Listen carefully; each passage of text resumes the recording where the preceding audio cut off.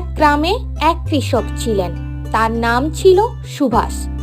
সুভাষ ছিলেন খুব সৎ এবং পরিশ্রমী কৃষক। তিনি তার ক্ষেতের কাজ খুব যত্নের সাথে করতেন এবং সব সময় ভালো ফসল ফলানোর চেষ্টা করতেন। তার পরিবার অপেক্ষাকৃত ছোট, কিন্তু তারা ছিল সুখী। একদিন সুভাষের ক্ষেতের পাশে একটি নতুন সেট এলো। সে সুভাষের ফসল দেখে ঈর্ষা করতে লাগলো এবং একদিন রাত্রে সুভাষের ক্ষেতের পাশে বিষ ঢেলে দিয়ে চলে গেলেন।